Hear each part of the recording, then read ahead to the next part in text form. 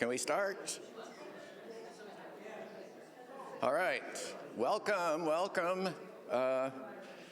and welcome Kirstin Powers. Our setup here, can you see me at the microphone stand? Okay, can Kirstin see me? Can we hear Kirstin? Are you? Say, hey, we heard that. Okay. Can you hear me? Cool. Okay. I assume first name basis is okay, and that you go for the full-on Scandinavian Kirstin, or is it? Do you usually say it? It's Kirstin, yes. I'm actually Irish. I don't know why my parents chose a Scandinavian name, but yes, it's Kirstin. Well, we have a Kirstin here who's pretty adamant about us getting her name right, so hopefully we're okay. For her. The setup for everybody is that we've got a microphone stand here, our camera's there, our monitor that shows you is over there, so if the person speaking here looks this way, they're talking to you, even though it might not look like it, or if they... Okay, I don't see, I'm not sure. Am I supposed to see you?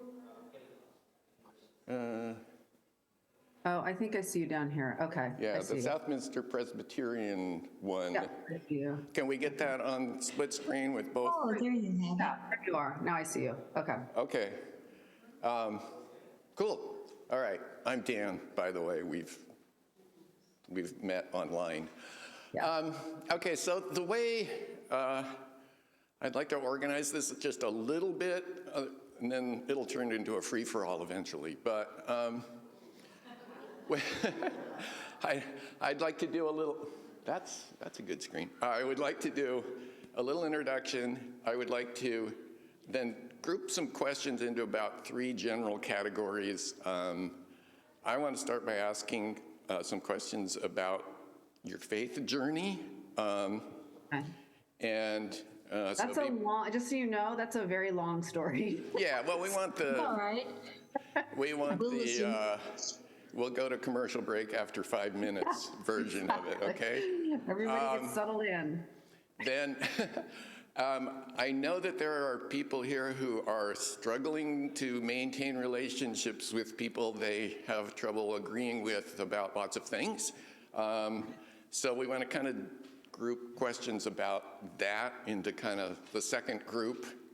And the third area I know we're going to want to get into is how we consume news, because when our book group read this book, that's a lot of what we focused on, because we have some really heavy news consumers here. And I think they found that part of the book very challenging. And I definitely have some questions about that. So if you have, how many people have a question they know they're going to ask before the day is done? All right, nobody did their own. Yeah, okay. There's a couple. Other questions will come up as we go. But anyway, by way of introduction, I think I first met Kirstin Powers about 8 or 10 years ago after we had our kitchen remodeled. And the connection there is that I now had a big screen TV in my kitchen, and I'd often turn on CNN in the evenings and see all the talking heads talking about these things. And I quickly figured out that some of the talking heads were a lot more worth listening to than some of the other talking heads. And so Kirstin Powers was right up there in the pantheon of folks I really, if they went to a commercial break and then said, Kirstin Powers will be here after the break, I would actually, not turn off the TV. I think you and Van Jones, right in the pantheon there. Honored. And then when I saw that this book was coming out, I read it fairly quickly and I passed it along to our book group, which reads lots of progressive theology as well as social issue stuff. And they read it and they immediately said, let's have a full church read on this. So we've most of the people here have read, and we are ready to go. And what else was I going to say? I don't know. So let me get to my first question, which is that when we are a church with people that have come from all directions spiritually. Our motto is, wherever you are on your faith journey, come along and we'll try to go with you.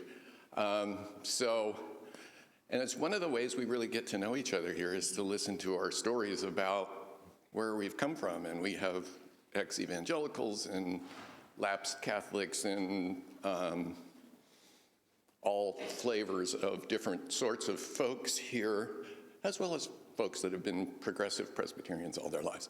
So could you give us I think really what I find most fascinating about the book is where you have been spiritually.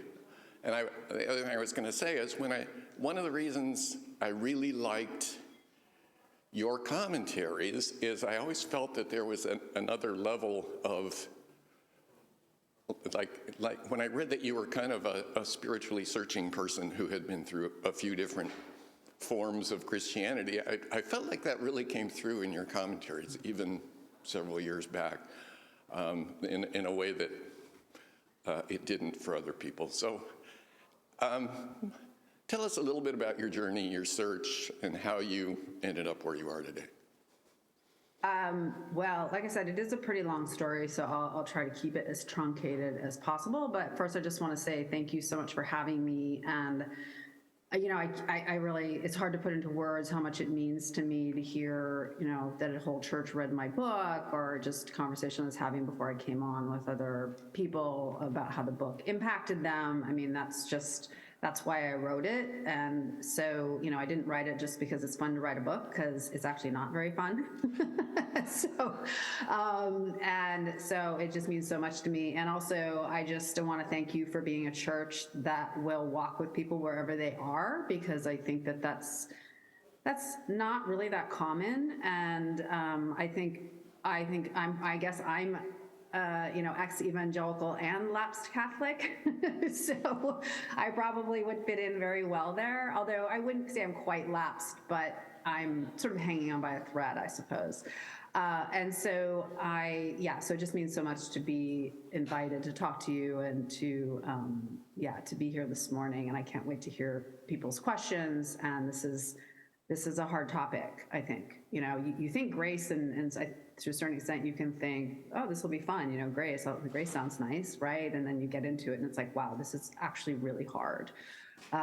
So my truncated version of my faith journey would be I grew up Episcopalian, going to church every weekend. My father was very involved in the church. I believed in God. I would say it wasn't a heavy theological belief, but it was, I had a general belief in God, and I guess I considered myself a Christian. And then when I went to college, I lost my faith, and I became, at various times an agnostic, sometimes an atheist. But I just wasn't a believer, and I honestly didn't have any interest in it. I wasn't even seeking. And then right after my father died of a heart attack suddenly in my mid-30s, I started dating somebody who went to an evangelical church in New York City called Redeemer Presbyterian. Tim Keller was the pastor there. I don't know if you're familiar with him, but he was, it was a seeker church. I didn't know that, but it really was geared towards people who weren't Christians. And so they were making the case. They were making the case. It wasn't just for people who already believed. And through that, I ended up becoming a Christian, and I never really considered myself an evangelical per se, because I had some issues around how evangelicalism was perceived, sort of by most of the people I knew, at least, as really meaning like a right-wing Christian, which I wasn't right-wing, and that's not so. But I did attend evangelical churches, and I did that for about 10 years. You have ex-evangelicals in your community, so you know quite well probably what happened. It ended up being a pretty, there were good things about it and there were really bad things about it. And I left pretty damaged.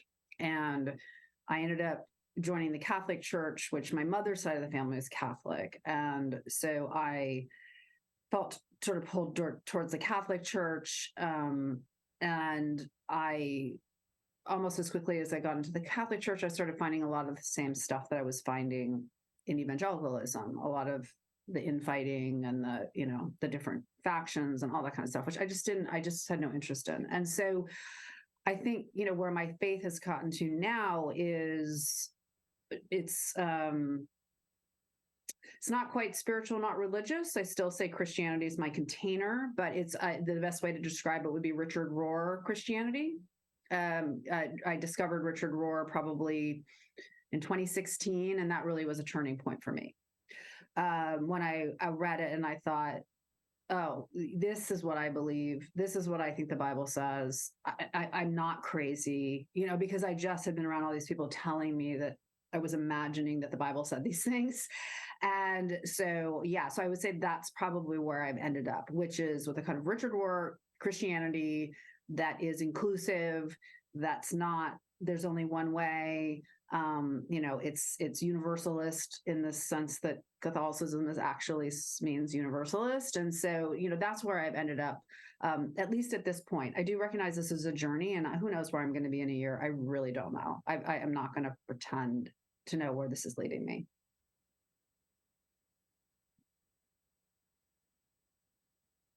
Say in introduction is that one of my first reactions to your book that made me want to give it to our book group is it seemed like half the people you quoted in the book were authors that we had read in our book, in our book group, from Richard Rohr to Howard Thurman to Brene Brown to a whole lot of people. So we read a lot of the same books, and I'd love to just get together and talk about books sometime. But anyway, one little follow-up question on that is,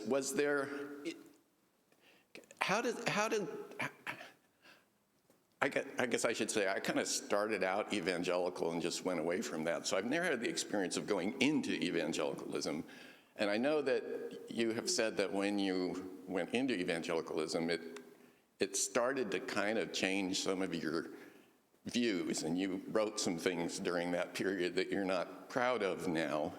How do you feel that pressure works? How does that happen to a person who gets into a community and they want to fit into that community, and they feel like pressured to adapt to that? Yeah, that's a really good question. I think you see it in a lot of places, not just in Christianity or it happens. In fact, and it happens in all spiritual traditions. I mean, I know people who've had it happen to them in Buddhism. I think for me, and I was just having this conversation the other day with a friend of mine who grew up evangelical, and he said he was thinking to himself, how does somebody like Kirstin get into evangelicalism? Because he grew up evangelical, and he's since kind of moved away from it, but he's thought, it makes sense. I grew up this way, so I would be in it. But how could somebody like Kirstin at that stage of her life end up doing that? And the thing that I was saying was that when my father died suddenly, I was 35 years old. He died of a heart attack. I lived in New York City. I lived in the West Village, as liberal as it can come, and not religious. Everybody I knew was an atheist, basically. And I felt very, and remember, we were young, right? So it's like most of my friends were 20s, early 30s, and I felt very alone, and I felt my everything kind of shifted, and I didn't really want to do my old life the way I was doing it, the way that happens when something kind of earthquakes you, right? Having your dad die suddenly at age 61. And I felt like even when I wanted to have these kind of deeper conversations, there just wasn't anybody around me who wanted to do that, because they were young people in New York City. They wanted to have fun for the most part. And they weren't people who were comfortable about talking about these deeper issues. And as what I said to my friend was, and guess who was comfortable talking about those issues? And guess who was comfortable walking with me through grief? It was evangelicals, right? So it's easy to kind of focus on the things that they do wrong, but they do a lot right. And community is one of the things that they do right. And so when I started going to church with this boyfriend and then got exposed to these people and got exposed to this community and got exposed to people that were talking about philosophy and religion and deep issues and faith and all these things, it was very alluring. And remember, this was also 2005. This was a long time ago. It wasn't, it's not today's world of, I also didn't know that much about evangelicals. Like in today's world, I would have known, I would have understood because of what's going on with politics and Trump and all of that. I knew they had voted for Trump, voted for Bush, but other than that, I really didn't know much about them.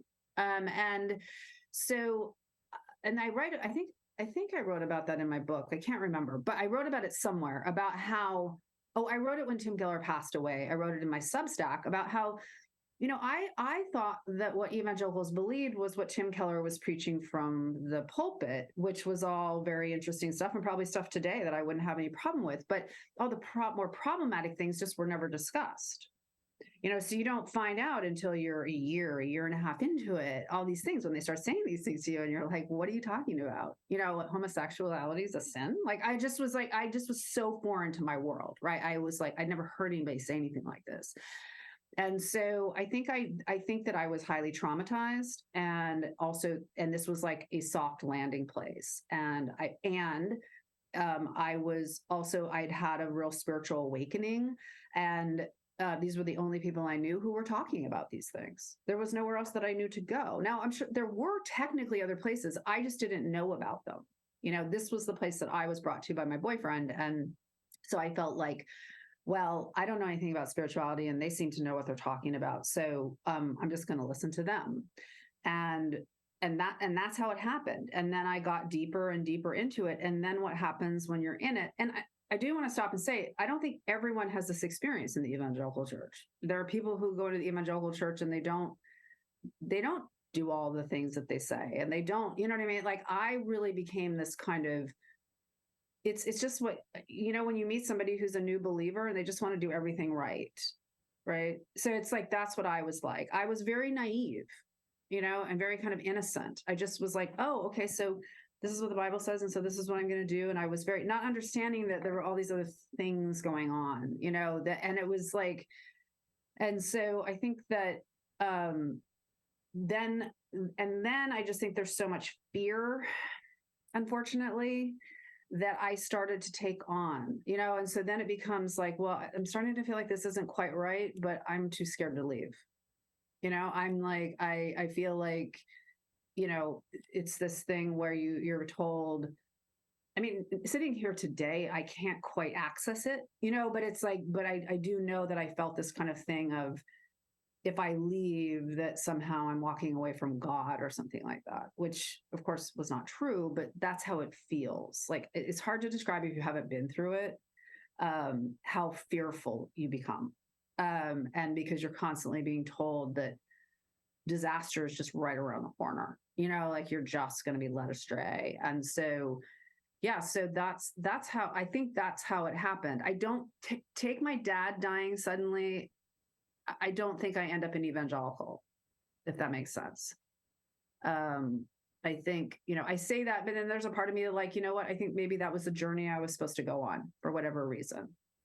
Like, you have your journey and you do that. And now I understand evangelicals. I'm able to talk evangelical, I'm able to talk to people who've been harmed by evangelicalism. I understand it. I understood it politically. I was able to understand really what was going on there. So, maybe I was supposed to go through that. I don't know. But I have gotten to the place of where, Richard Rohr always talks about transcending and including, that when you leave a community, it's easy to just demonize them.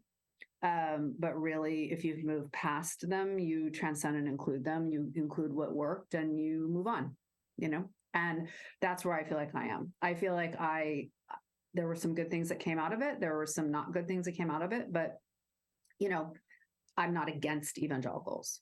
I'm not trying to criticize evangelicals. I have my experience, but, I'm not saying that every evangelical has this experience.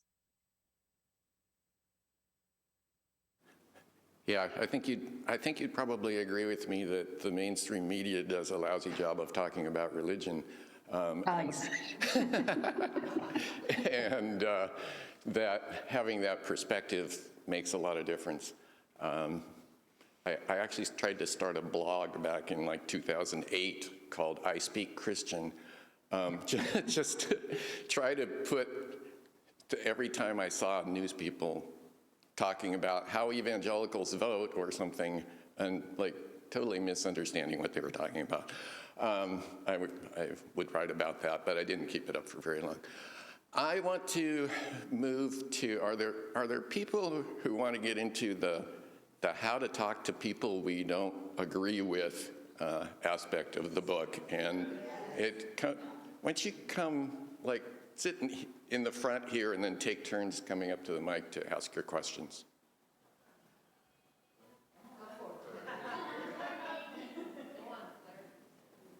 Can I just ask a question real quick on the subject she's been talking about? Hi, I loved your book. I Oh, thank you. loved lots of aspects of it, and you touched on a whole bunch of subjects.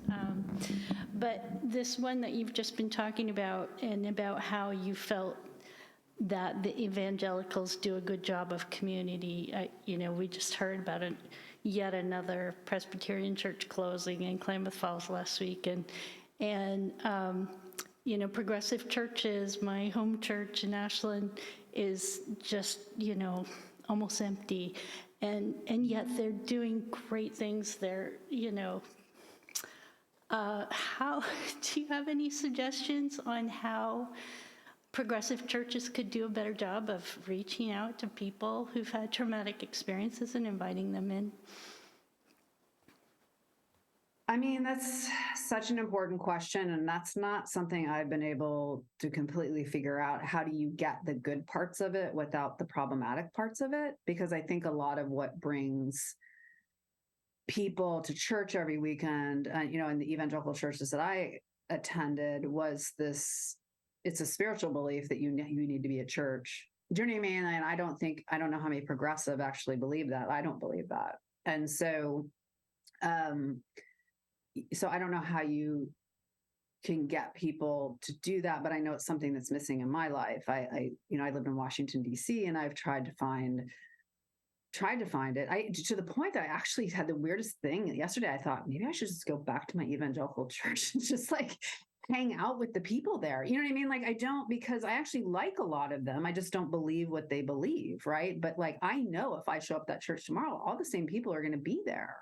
And so I think it's a hard thing. I wish I had an answer for you, because I feel like unless you can get people to feel like that's part of their responsibility, that's so much of what drives so many of these people to be at church. They're not just there for the community. They're there because that's what good Christians do, right? It's like they go to church. They go to church every Sunday. And it's not something you just pop in and out of. And if you pop in and out of it, people will be like, what's going on? Or they didn't see you at church, and why weren't you here? And they'll call you. And it's a very different environment that might feel, I don't know, invasive to certain people, right? If they weren't in that kind of environment. So I do have a dream that we could have churches that can serve people who are, not just progressive Christians, but just people who are looking for some sort of meaning in their life, that are looking, I think maybe having, a lot of these churches also, the draw is that they have a sort of charismatic leader, right? A charismatic speaker. So maybe having different people coming in who can speak and, and talk about different issues, not just Christianity, but it could be about other faiths. It could be like you're talking about Brene Brown, those kinds of people, talking about issues that people care about, that where it becomes more of a, hub for people, like-minded people coming together. But I know I'm probably not being very helpful, but I do recognize this, and I share your curiosity and concern about it. So it's something I'm thinking about. That's all I can say. I've been trying to figure out how to do something like that here in DC.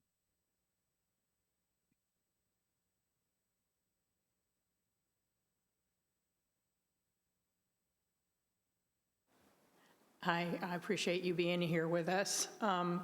So my question is pretty broad, so I'm not sure if there's a good answer for it, but you're in a situation where somebody that you know personally or tangentially is espousing a view that you vehemently disagree with. How do you start that conversation with that person? How do you bring them to not necessarily see your way, but understand where you're coming from and how that differs from where they're coming from? Well, so can I just ask a couple follow-up questions though? Oh, you're leaving. Is this a person that you know? Can you give me a little more information? Like, is it a family member? Is it what's the context? I think everybody here has been in situations, with family or with friends of family. Or I was with one of my dearest friend, and her cousin was there, and he's very vehemently pro-Trump and, just going on and on about all the evils of the world and the world, and I was just kind of like, I just got up and left because I was like, okay, I'm not going to listen to this, but I know that's not going to do me any good to address this person. For one thing, he doesn't really know me, and he doesn't, he would have not necessarily have any respect for what my point of view is. But it's kind of like reading your book. I'm going, okay, yeah, that sounds really good, but how do you get that conversation started, Well, but I think that you had discernment about this is not a person who's going to listen to me, and that's important. So I don't think every time somebody says something, you're supposed to get in there, right? You do have to use your discernment. Is this somebody that I think, like, is this somebody I can at least plant a seed with? Maybe they're not going to come around right in this moment, but maybe I could plant a seed with them.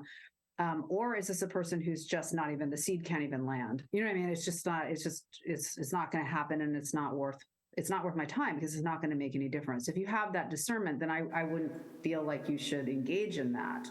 I think if you have the discernment that I think I could plant a seed here, or I could even maybe do more than that and, help them see something different, then I would suggest I have a chapter about having healthy conflict. And so the different ways that you can raise issues with people that aren't going to be, part of the problem is when we're in these situations, we can be very triggered, and how it comes out cannot actually be that helpful. So you have to also check in with yourself and say, can I say this without coming off as being very judgmental or whatever, all these things? Like, you just have to be realistic about who you are and have some grace for yourself, right? Because, we're not perfect, and people are going to say things that are upsetting to us. And sometimes grace just looks like saying, I'm not engaging. If you are going to engage, then what social science has found is you're going to get a lot farther if you tell a story about an experience you've had or somebody that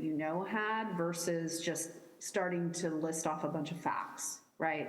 Let me start going through all the reasons you're wrong. Because immediately when you do that, the person's going to think, well, first of all, who's this person telling me all these things? Because I have facts, and my facts are totally different. So then they're going to come at you with their facts. And in the post-truth world, like, there are no facts, right? Because they're going to ask you, well, where'd you get that? You're going to say the New York Times, and they're going to say fake news.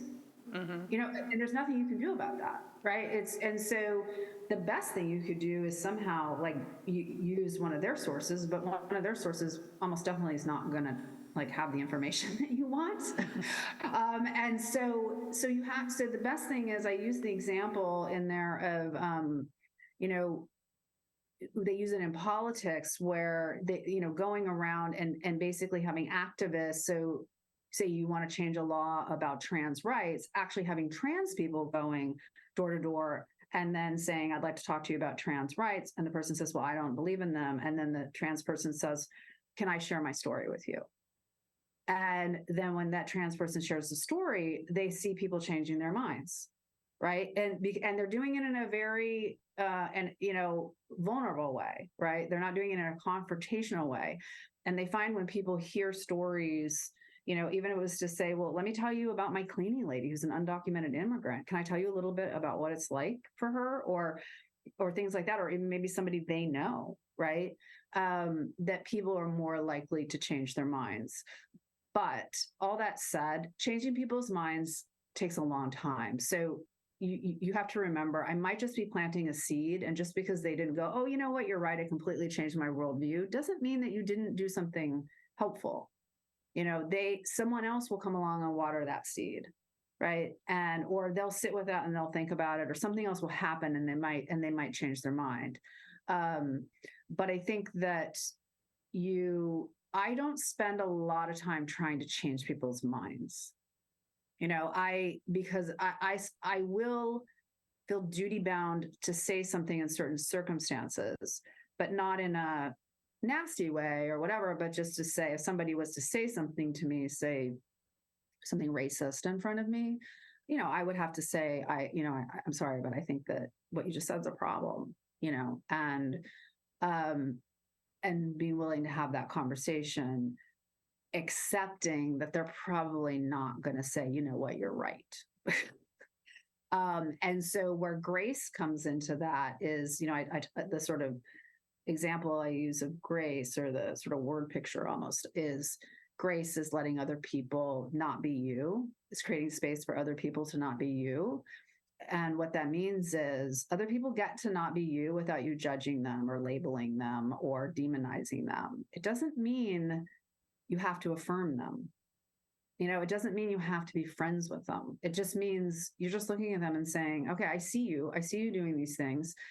And, old me would have been like, you're a this or a that, and I'm going to label you, and I'm going to put you in the bad basket, and I'm going to whatever, instead of, I see you are allowed to do that, but now I'm going to have to make, sorry, or are you going to be, sorry, Siri's trying to get on the conversation. But I have to make some decisions now about what role you're going to have in my life, those kinds of things. And so it's not, grace is as much about protecting your own peace and mental health as it is, how the other person feels about the conversation. And I'm not sure that people, and since you guys read the book, I'd be interested to know if people really got that, because sometimes I don't know that people totally get that it's that in the end, the person who is practicing grace, the person who will benefit the most is the person who's practicing grace. It's the other person may not even know that it's going on, or being experiencing it as grace. But you will be experiencing the world in a different way when you do that, whereas before I wrote this book and really marinated in this, I was getting into a lot of stuff that I didn't need to be getting into, and I wasn't making the world a better place. I was getting a lot of arguments, but I don't think I was really changing very many people's minds.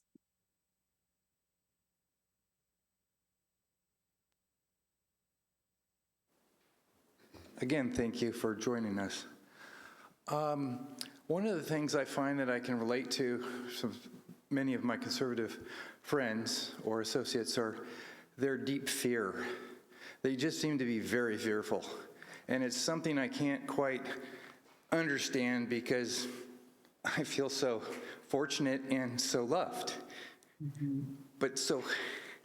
And not saying don't be fearful, because that doesn't, but it explains more ways that you might use that connection of maybe fear, or to create more of an understanding between, people. I mean, because I can see they're fearful, and usually they're just acting to protect their family, protect from everything going to hell, and they're really afraid of it.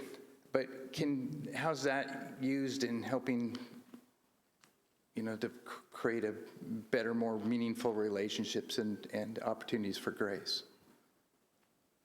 But I think part of grace is accepting that that's the way they are, and not, and recognizing that, it's a theological belief. So if you are taught a theology, that's basically that you're kind of rotten, like you're like depraved, and everybody else is depraved, and God's judging you all the time, and if you make one false step, then you're not going to be blessed, and you're not going to, everything's going to go wrong for you. I mean, yeah, you might go to hell, but that's not even it. Like here on earth, like if you're doing the wrong things, your life is going to go badly, or God's going to punish you. I mean, there's a reason they're in fear all the time, because that's what they're being taught. I mean, that's why I was in fear. I'm not even a fearful person. I mean, you take me pre going to evangelical church and post, it's like, I'm one of the least fearful people you'll ever meet. Like, I don't even know how I got to that state, but there is this constant feeling of like, something's wrong with me. I mean, you're being told explicitly that something's wrong with you. Right. So, and that there's always something that needs to be done better. There's the God's unhappy with you. It's a very existentially scary place to be.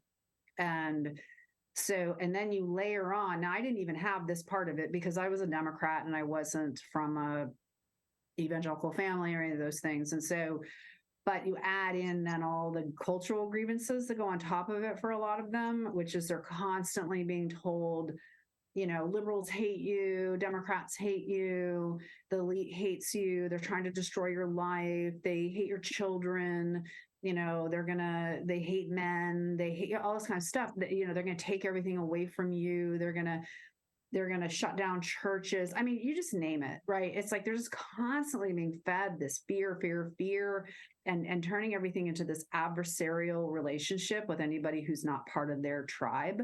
So they really don't even see people who aren't in their group as people. It's like they see you as the enemy.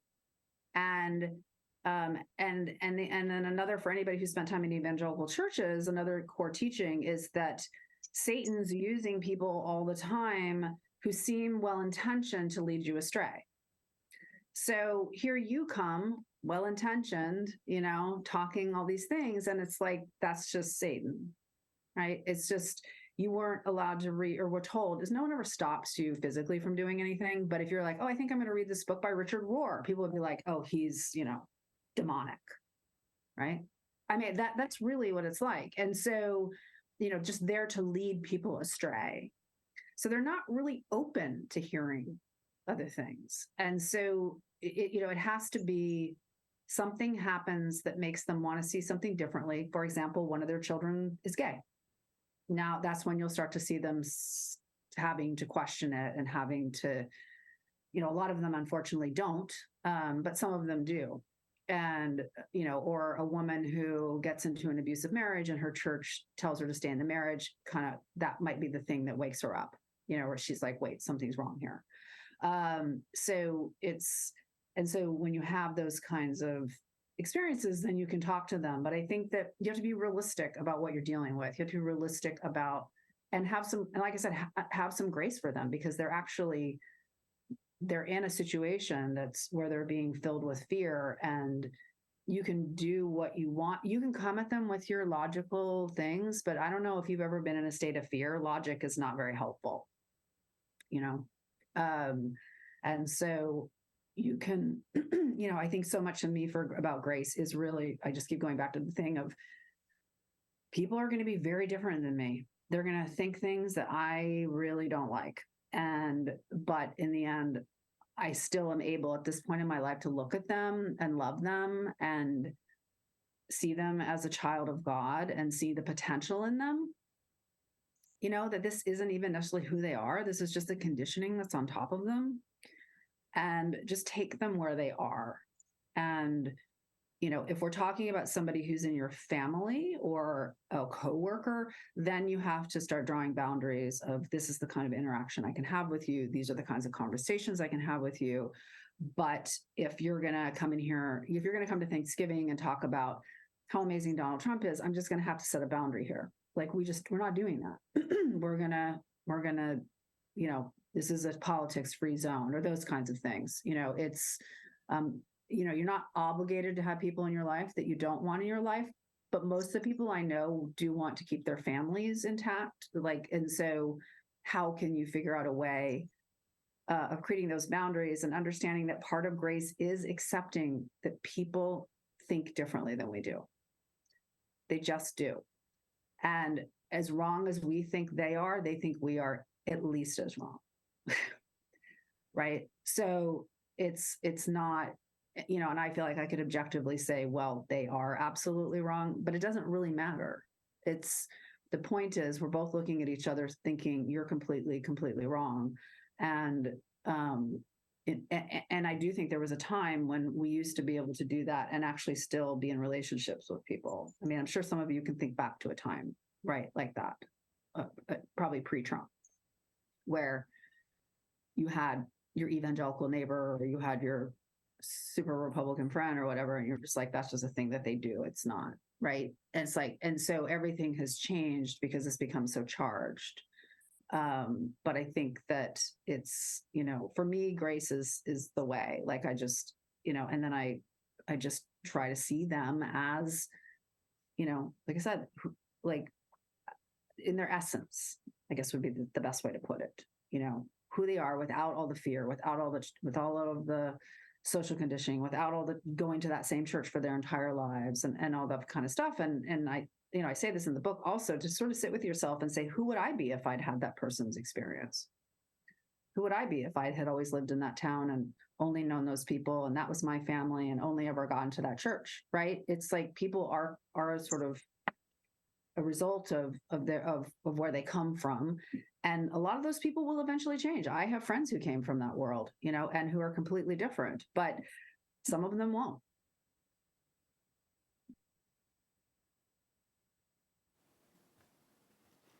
Hi. So I have to figure out how to do this. So we know that facts don't work. Stories might work. And I'm not in a situation like as you are where you constantly have to talk to people. I find that people don't want to talk about this stuff. But does it work to probe, to ask why you feel this fear, why you feel whatever? Does that kind of break things down? Yeah, I think it does. I think having curiosity, when somebody's talking about something, I think this is a good rule across the board. When somebody says something that is offensive to you or you don't agree with or kind of takes you back, to approach it with curiosity, because sometimes you don't actually understand what they're saying. So it's always good to be curious, to ask more questions, to get clarity about what they think. And I think, and there's social science also that shows this, and I think it didn't make it into the book, but I did the research for the book, that people will, if you can kind of go along with it and say, so tell me more about it, or could you send me an article about that? And then you read it and you treat them with respect and you ask them questions and you say, wow, this sounds scary, this article. This is, even though it's an article, maybe from somewhere that's not very reliable and it's probably not entirely true, but for you to take it, treat it the way they treat it, right? But then start asking questions. But then the article said this and then it said that. Those things don't really add up, do they? And so you're having a conversation on their, like just treating them like their view merits interrogation, right? And so that you're taking it seriously and you're getting into it. And they have shown that can make people start to, if they're the ones that are starting to notice that, like, you're right, that doesn't really make sense. Like they might come to the conclusion that way. And they use this suggestion in particular for people who are in cults. But a lot of these political groups have become very cultish, right? So there's a lot of dynamics around them that are very cultish. And so that's why this kind of approach, rather than shutting them down and saying, that's insane, how could you think something like that? That's not true. Or they send you something and be like, this is not even a news source. Or then people are they're not going to listen to you. And they're also looking for excuses to basically because these are people who are already looking for the monster, right? They're already looking outside to find bad people. And so if you do that, they're just going to turn you into another monster, right? You're just going to be another person that doesn't get it. Another person, you're part of the deep state or you're part of the whatever that's out to get them and doesn't get it. And so if you come at them too aggressively, it's actually just going to shut them down. Like they're going to just think they don't get it. They're not, because the whole setup is that they're the ones who get it. right? They're the ones who understand reality. They're the ones, they know that Democrats are, running a child sex trafficking ring and drinking the blood of babies. They know that, and you don't, and you're not willing to see it, right? So it's like, versus kind of meeting them where they are and saying, okay, this is, wow, if that's happening, that's really bad. So can you please tell me more about it? That'd be the kind of thing you would do if it was someone in your family, I think, right? Which I've heard happening quite a bit, actually. People who have family members who've gone into the QAnon, for example. You can try doing it around more straightforward political things, but I do feel like a lot of these people, like I said, they're so bought into the idea that Democrats lie and liberals lie and all this other kind of stuff. So you can come in, in these ways that are coming in kind of around the side. I just wouldn't come at them. Right? They're not, because the minute someone starts listing off facts, which is the old way of doing canvassing in politics, which they're stopping doing because it's just people just shut down. Because now people are like, oh, so you think I don't know anything? So you're giving me all these facts because I'm so dumb, right? And it's like, instead of, let me tell you a story.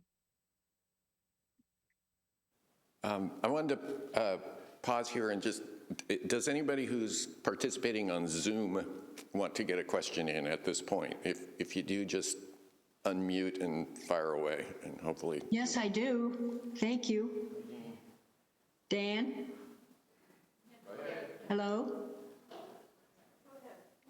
Hello? Go ahead, Dan? Jean. I think we have someone on Zoom who wants Yeah, to. it's Jean. Yeah, we can hear you. You know what? I just texted on the meeting chat. A woman friend and I, we live in the same place here, this village.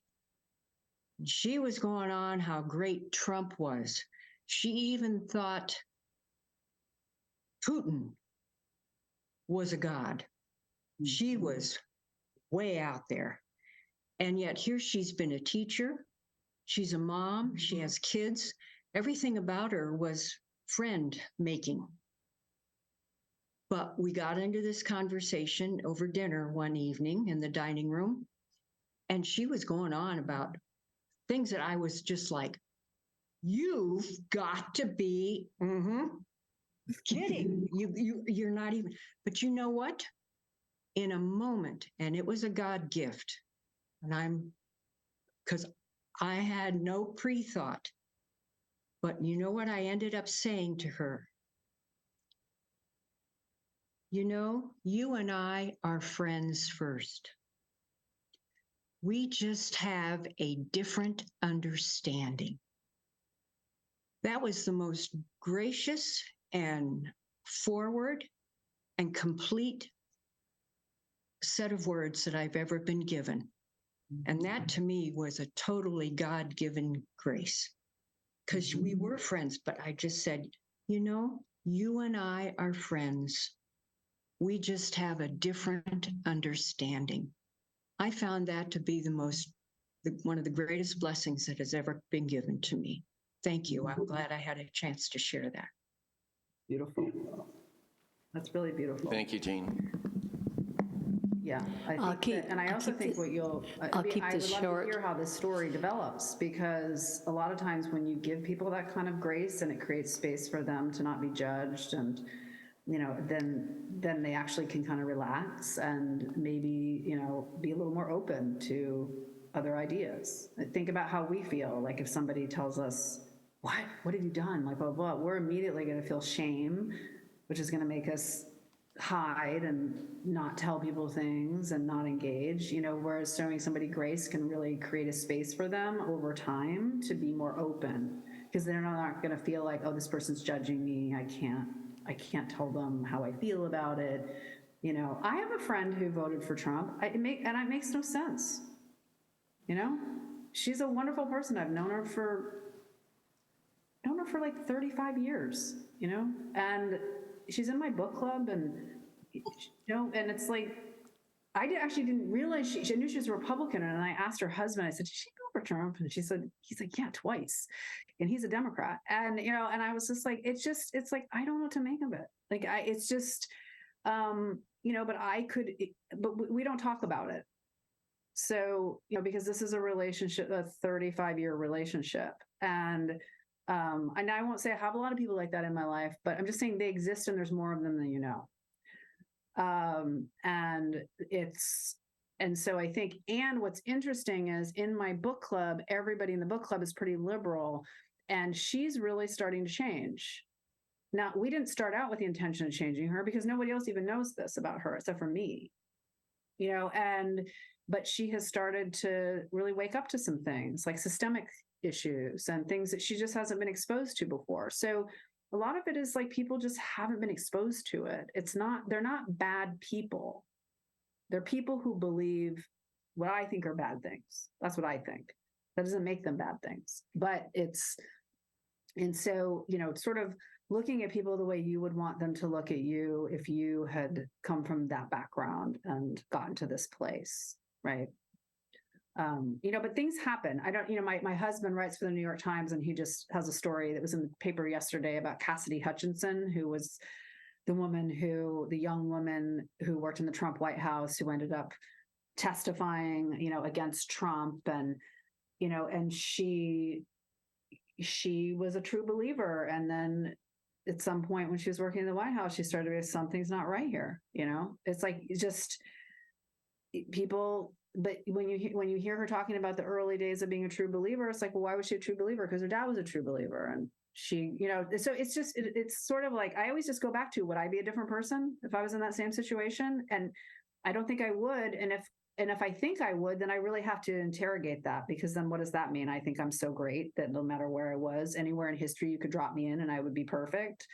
It's like, no, I would be doing the same things. Right. And so looking at people and saying they're doing the best they can with the tools they have, right? It's, which is not the same thing as saying what they're doing is okay, or I'm going to affirm what they're doing, or I'm not going to challenge what they're doing, but just looking at them and saying they actually are doing the best they can. And trying to maybe in a very graceful way, show them a different way. I really appreciate your book, and it opened a lot of insights for me. Most specifically, it showed me how to be a possible bridge in this confrontational world. Where I live, there are several people who are Trump sympathizers. And what helped me from your book was to not feel defensive when someone says I'm a Trump leader and I'm ready to combat. You say, what helped me was to, after your book, was to say, why don't you tell me about what appeals to you about Trump? And it deflected it from me, but it also did something else. It made me feel less defensive, and I learned a lot more about that person as a person, not just her political perspective. So that was very useful. Thank you for that. I love that. And the thing is, I'm sure they learned more about you, right? And so they might, people who have these ideas about what Democrats are like, or what liberals are like, or what progressive Christians are like, when they interact with you, then they have to start going, oh gosh, well, she wasn't anything like that. That's different, right? And they can start, well, if that's different, then what else is different? It's like really having people exposed to each other are one of the things that will cause the most change, because you can't dehumanize the other person when you're in relationship with them or where you're interacting with them, and really hearing what leads them to what they believe, because you don't get that in the media. What you get in the media are people mouthing off mostly, but you don't hear the backstory, and you get a lot of caricatures. So it really is finding kind of the worst of the worst and trailing them out.